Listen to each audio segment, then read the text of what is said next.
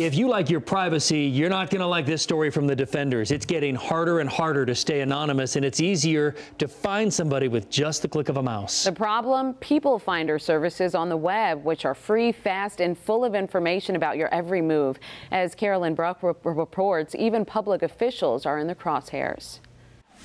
A county sheriff targeted by a stalker.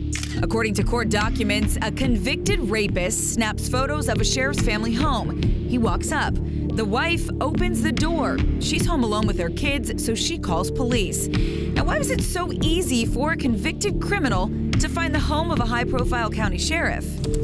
It all happened online, and it could happen to you. Cyber expert Mark Lanterman says free online people search sites are popping up more and more. And those sites are more intrusive, more precise, and more difficult to hide yourself than any phone book. What these services do is they give them a roadmap to their adversary's front door. How quick and easy is it for a stranger to zero in on you? Well, we had Lanterman work to find out as much information as he could about one of our employees. Who is Brian? That's my husband. And who's Chad? That's my brother-in-law. Darren? My brother. Diana? My mom. And it took all of 2 minutes. Yeah, crazy. Not only can someone get your address and your phone number, but also your cell phone number, but more importantly, your relatives. With an address, someone can see the cost of your home, someone can see your actual home, someone can see the street you live on and get directions right to your doorstep. Lanterman says by paying as little as $50, someone can even find more information about you, like where you work, how much you're paid, the car you drive, your political affiliations, even the grades you got in gym class. So how does your personal information get on these sites, even if you don't share it yourself?